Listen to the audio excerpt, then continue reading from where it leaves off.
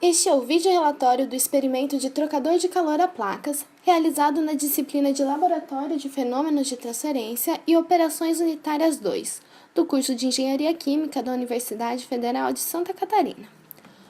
O experimento realizado teve como objetivo determinar os coeficientes convectivos globais de troca de calor, a eficiência de troca térmica e a quantidade de calor trocado, levando-se em conta as configurações de escoamento, concorrente e contracorrente, e a variação de vazão dos fluidos. Além disso, com os resultados experimentais obtidos, foi possível o dimensionamento de um trocador de calor em escala industrial. Um trocador de calor é um equipamento no qual um fluido quente cede calor a um fluido frio através do contato direto ou indireto entre ambos. De acordo com o tipo de construção, podemos ter trocadores de calor tubulares, como casque-tubo, tubo duplo ou serpentina, ou trocadores de calor a placas. O trocador de calor a placas consiste em uma série de chapas metálicas onduladas, providas de vedações flexíveis e de cantos abertos. Essas placas são mantidas apertadas em uma estrutura que contém todas as conexões para os fluidos.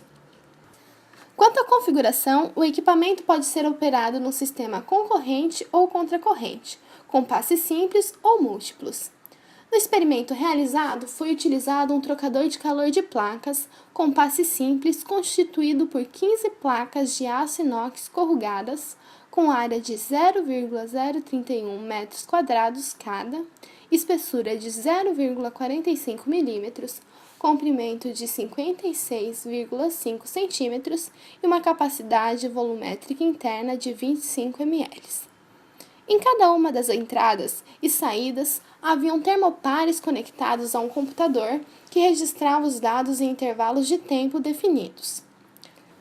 A água foi utilizada tanto como para fluido quente como para fluido frio, sendo aquecida por um sistema a gás e a vazão regulada por meio de um manômetro em tubo em U, cuja relação com a vazão era previamente conhecida. O procedimento adotado foi utilizar em um primeiro momento a configuração concorrente, variando a vazão de 0,5 a 4 litros por minuto e anotando as temperaturas de entrada e saída dos fluidos quente e frio após ser atingido o estado estacionário. Em seguida, foi adotada a configuração contracorrente e seguido o mesmo procedimento. Com os dados de temperatura coletados, foi possível calcular a quantidade de calor trocada por meio da média entre o calor cedido pelo fluido quente e o calor absorvido pelo fluido frio, para cada vazão em cada configuração, conforme a equação a seguir. Os dados da quantidade de calor trocada em cada uma das configurações em função da vazão são apresentados a seguir. Para a configuração contracorrente, percebemos que há uma relação bem linear entre a quantidade de calor trocada e o aumento da vazão do fluido, ou seja, tanto maior a vazão do fluido, maior a quantidade de calor trocada. Com esses valores de quantidade de calor trocada, é possível calcular para cada vazão em cada configuração o coeficiente global de troca térmica experimental conforme a seguinte equação, onde a média logarítmica da diferença da temperatura é dada por e AT é a área total de troca térmica. Para ambas as configurações, vemos que o coeficiente de transferência de calor passa por um máximo e depois diminui. Isto é explicado, pois à medida com que aumentamos a vazão de fluido, aumentamos a transferência de calor por convecção, porém, diminuímos o tempo de contato indireto entre os fluidos. Logo, neste pico, temos a vazão ideal para determinada configuração e tamanho de placa, sendo que um aumento na vazão deva significar um aumento proporcional na área de troca térmica.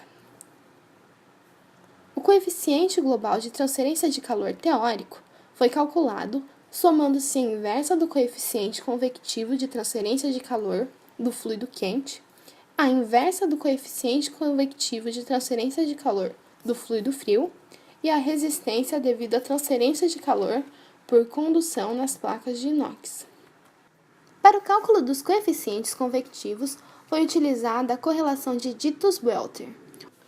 onde G é o fluxo mássico do fluido entre as duas placas, Q é a vazão mássica total, AG a área total do fluxo, DE é o diâmetro equivalente entre as duas placas, AGI é a área de fluxo entre as duas placas e PI é o perímetro molhado de cada placa.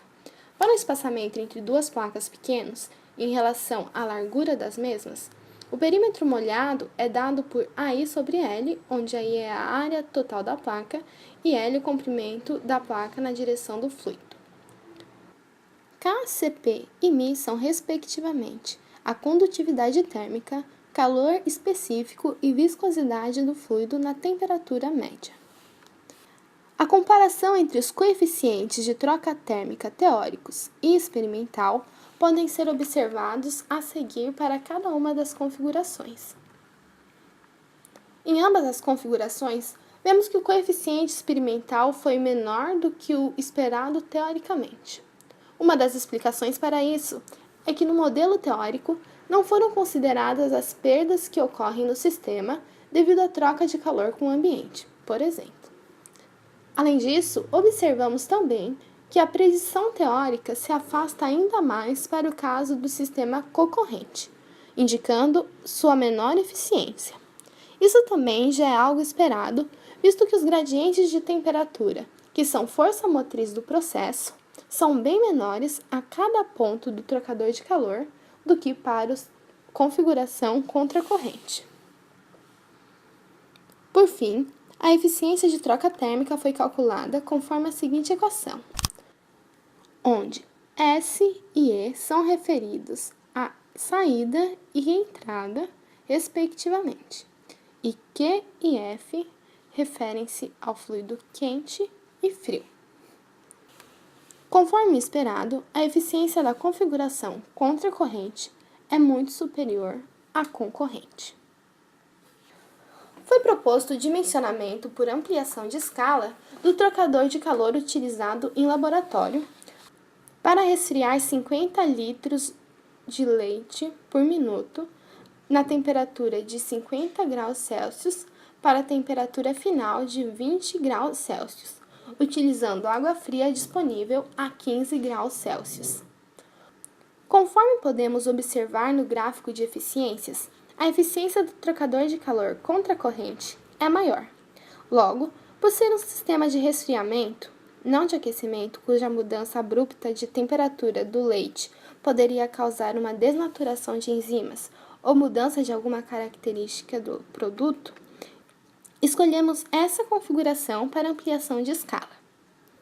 Além disso, para essa configuração, vemos que até o quarto ponto de vazão, temos uma elevada eficiência e o maior coeficiente de transferência de calor.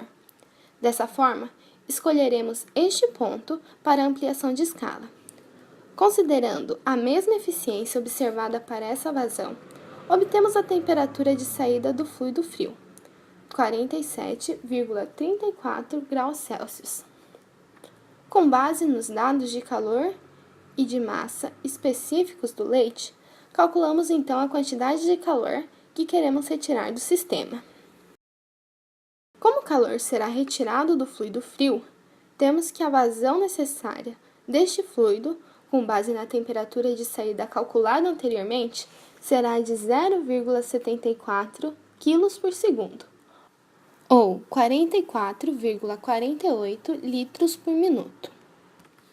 Considerando que o aumento da área da troca térmica deverá ser proporcional ao aumento da vazão, temos que a nova área total de troca térmica deverá ser aproximadamente 9 metros quadrados. Buscando por trocadores de calor comerciais para escala industrial, escolhemos o seguinte modelo, que possui uma área por placa de 0,2688 metros quadrados. Dessa forma, o número de placas necessário seria de 34 placas para obter a área total requerida, mais 2 placas externas, totalizando 36 placas.